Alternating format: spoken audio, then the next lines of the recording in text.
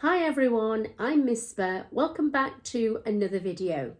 So I'm going to continue with my gothic horror theme, and the book I'm recommending this week is a short story by Henry James, The Turn of the Screw. I've listened to it on audiobook and I've really enjoyed it. It's the story of a young governess who is hired by a man to look after his nephew and niece. He has become their guardian when their parents have died, but he wants to carry on living his bachelor lifestyle in London, and the children are going to live in his country house, and he takes on the governess with the understanding that he must never be bothered by the children's problems. She must go to the country and she must manage all the affairs of the children herself. She is really young, she's pretty, and she's very naive. She's attracted to her employer and she wants to make a good impression. So she's determined to go to the country and to do a really good job. When she first meets the children, she's impressed by how beautiful they are, and she actually equates being beautiful with being good. So she thinks that because they look so angelic, they must be these pure, innocent beings. Then slowly she learns that suspicious things have happened to people around the children. And when she talks to the housekeeper and other servants, she finds that they're all very reluctant to talk about the children and to talk about the past. So her suspicions grow. And then she starts to see dead people. She starts to see ghosts. She sees the ghost of the previous governess and the ghost of a manservant who was having an affair with the previous governess. And she becomes convinced that these ghostly figures have come to take the children and to possess them. Henry James leaves it ambiguous. We actually have a very unreliable narrator in The Governess. So she describes in great detail the scenes that she sees, but nobody else in the house actually sees the ghosts, and nobody else can ever corroborate her story. So we don't know if she's telling the truth or if she's simply descending into madness. She starts to doubt her own sanity when no one else can see the figures. She starts to think that she's becoming insane herself. And I really like the fact that it's ambiguous, and you could read it as a ghost story. There is this eerie, haunted house atmosphere. Or you could read it as the story of this nervous, hysterical woman slowly becoming insane and imagining that she's seeing these figures. So I really recommend it as a good book to read as a build-up to Halloween. So in the next part of my video, I'm going to share a recipe with you. So I thought I would talk about the recipe before I cooked it. The recipe is Aloo Anda, and the word aloo is potato and anda is egg. So it's actually a recipe of fried potato with then scrambled egg mixed into it.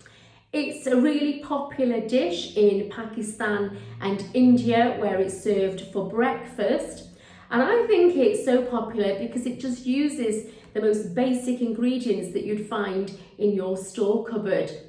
I make it for brunch, and if somebody calls round unexpectedly and you don't know what to serve them, then this is a really easy go-to recipe to make a delicious brunch.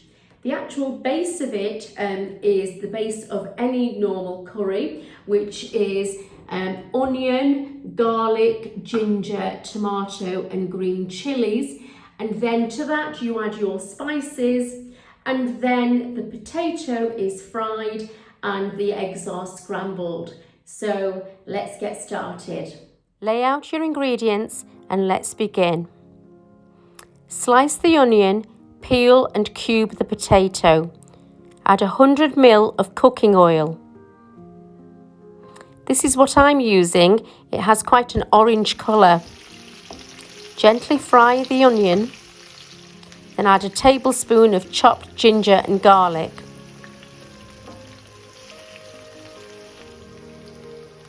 Add the tomatoes and the green chilli. 1 teaspoon of salt,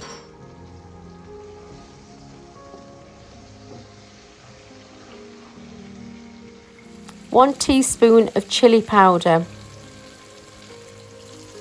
1 teaspoon of coriander, 1 teaspoon of cumin powder,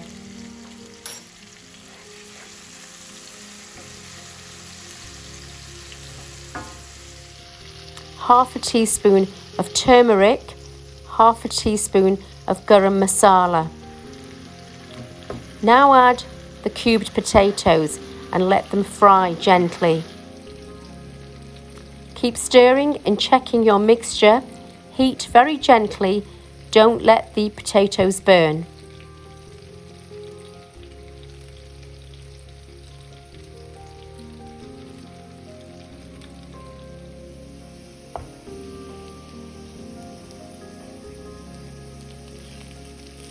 To finish cooking, I then added 2 cups of water so the potatoes could be soft.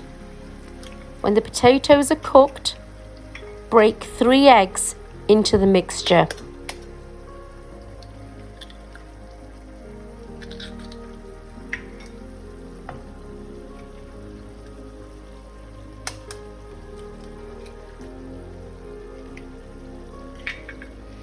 When the eggs are half cooked, then scramble them into your potato mixture.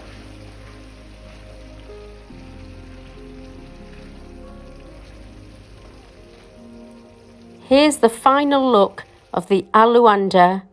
Enjoy. So I'm going to finish this week's video by reading a poem that was a favourite when I was at school. It's called The Listeners by Walter de La Mare. And I remember when I learnt it as a child, I was puzzled as to whether the traveller was a ghost or the listeners were ghosts. And reading it now as an adult, I still like the fact that I don't think it's very clear. I think it makes the poem more mysterious, and I like to think that maybe they're all ghosts in the poem. The Listeners by Walter de La Mare. Is there anybody there? Said the traveller, knocking on the moonlit door, and his horse in the silence champed the grasses of the forest's ferny floor. And a bird flew up out of the turret above the traveller's head, and he smote upon the door again a second time. Is there anybody there? He said. But no one descended to the traveller. No head from the leaf-fringed sill leaned over and looked into his grey eyes, where he stood perplexed and still. But only a host of phantom listeners that dwelt in the lone house then stood listening in the quiet of the moonlight to that voice from the world of men, stood thronging the faint moonbeams on the dark stair that goes down to the empty hall, hearkening in an air stirred and shaken by the lonely traveller's call. And he felt in his heart their strangeness, their stillness, answering his cry, while his horse moved, cropping the dark turf, 'neath the starred and leafy sky. For he suddenly smote on the door even louder, and lifted his head. "Tell them I came, and no one answered, that I kept my word," he said. Never the least stir made the listeners, though every word he spake fell echoing through the shadowness of the still house from the one man left awake. Aye, they heard his foot upon the stirrup, and the sound of iron on stone, and how the silence surged softly backward when the plunging hoofs were gone. So thanks for watching this week's video. See you next time.